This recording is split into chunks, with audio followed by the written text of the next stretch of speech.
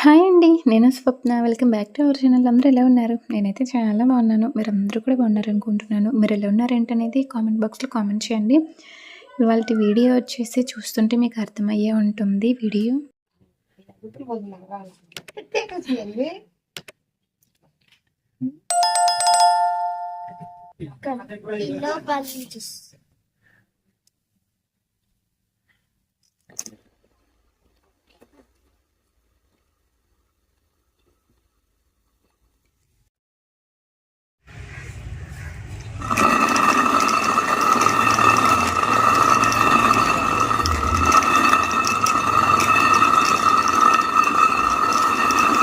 దాని పేరేం పేరు? దీని పేరు దీని పేరేం పేరు? ఇసురు రాయి కదా, తిరగల.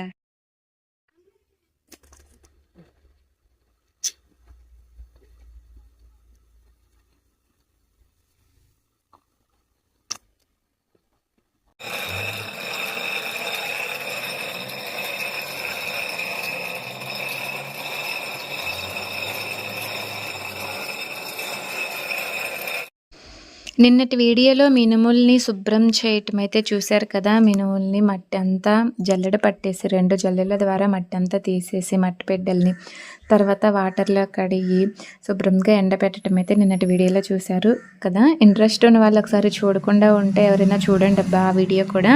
ఇదిగో ఇక్కడ వచ్చేసి ఇంకా ఈరోజు మార్నింగ్ అయితే మినుములు అయితే ఇసురుతున్నాం అనమాట. చక్కగా ఒక్క రోజుకే ఎండిపోయినాయి అండి. ఇంక ఈరోజు అయితే ఇసురుతున్నాము.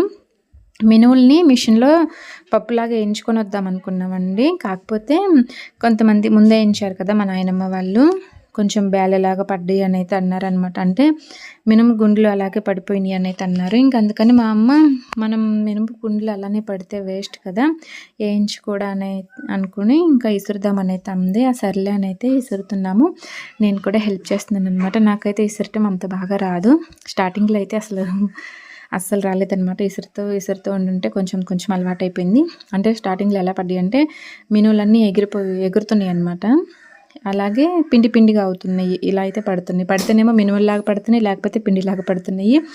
మినపప్పు లాగా అయితే పడట్లేదు అనమాట. అందుకని వదిలేంది. అలాగే ఇసురుతూ ఉంటుంటే చివరికైతే ఎలా ఇసురాలి ఏంటనేది బ్యాలెన్స్ అయితే అర్థమైపోయింది అనమాట. ఒకే అచ్చున ఇసురాలన్నమాట, ఊపులుగా కాకుండా. ఇక్కడైతే నేను మినుములు అయితే చక్కగా లాస్ట్కి ఇసరటం అయితే నేర్చుకున్నాను. మొత్తానికి ఎలాగలా కష్టపడి ఒక 10 మానికలు మినువులు అయితే ఇసిరామన్నమాట. మినువులు ఇసరటం అంత ఈజీ కాదండి. మిషన్లో వేయించుకుంటేనే బెస్ట్ అనమాట. ఇలా ఇసురుకోవటం కంటే ఈ రోజుల్లో మనం అలానే కూర్చొని ఇసిరి నడుము నొప్పి వస్తుంది. మిషన్లో బాగా పడితే మిషన్లో, ఇంకా ఆ మిషన్లో కాకపోయినా ఇంకొక మిషన్ అయినా ముందు ఒక తావిడు ఒక మానేడు తీసుకెళ్ళి వేయించుకొని ఎలా వస్తున్నాయి ఏంటి అనేది చూసుకొని మిషన్లో వేయించుకుంటేనే బెస్ట్ అనమాట. మా అమ్మకి అసలే నడుము నొప్పి అండి. ఇసురొద్దు, ఎందుకు మిషన్లో వేయించుకుందాంలేమా అంటే వద్దులే గుండెలు పడుతున్నాయి అంటున్నారు కదా, ఇంక కాసిని కడిగిన వాటికి ఇసురుదాము, తర్వాత మిషన్లో వేయించుకుందాంలే అని చెప్పేసి ఇంక ఇవైతే ఇసిరిందనమాట. ఇదిగో ఇసరటం పూర్తయిపోయిన తర్వాత వీటిని అయితే ఇలా చెరుగుతుందండి. ఫస్ట్ అయితే కొంచెం తౌడులాగా వస్తుంది అనమాట. అదైతే ఒక దాంట్లో వేస్తుంది, ఒక ప్లేట్లో. ఆ తర్వాత కొంచెం నూకలాగా వస్తుందండి. ఆ నూకైతే ఇదిగో ఇలా స్టీల్ బొచ్చులు అయితే వేస్తుంది అనమాట. తర్వాత చక్కగా మినపబేళ్ళు అయితే వచ్చినాయి కదా, మినప్పప్పు, వీటిని అయితే ఇలా తెల్ల బొచ్చులు అయితే వేస్తుంది అనమాట. ఇంకేం చక్క వీటిని అయితే ఇలా చెరుగుతూ ఉందండి. నాకైతే చెరగటం అస్సలు రాదనమాట. నేను చెరుగుతుంటే మొత్తం దువ్వ అలాగే ఈ మినప్పప్పు నూక మొత్తం కలిసిపోతుంది అనమాట. చెరగటం అయితే అసలు రాలేదు. ఇసరటం అన్నా కొంచెం వచ్చింది, పర్లేదు, కానీ చెరగటం అయితే అసలు జాత కావట్లేదు అనమాట. ఇదిగో ఇక్కడైతే తిరగలు తీస్తుందండి.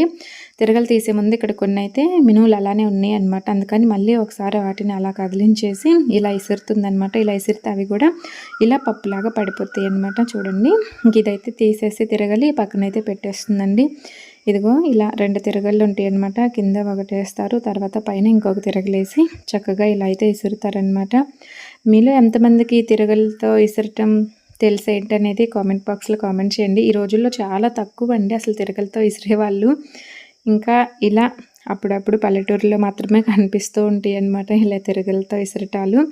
ఇగో మొత్తం అయితే చెరిగేసిందండి. ఇంకెన్నైనా ఏంటనేది కొలుద్దామని అయితే మానికతోటైతే ఇలా కొలుస్తున్నామన్నమాట. మొత్తం ఒక 9-10 మానికలు అయితే అయినాయి అండి. నూక అంటే ఇలా పప్పు చక్కగా వచ్చినాయి. ఇవి కాకుండా నూకతో కూడా కలిపేస్తే ఒక 10 మానికలు అయితే అయిందనమాట. ఆ నూకను కూడా మనం పడేయకుండా చక్కగా వాడుకోవచ్చండి. ఇడ్లీకి కానీ దోశకి కానీ యూస్ చేసుకోవచ్చు అనమాట.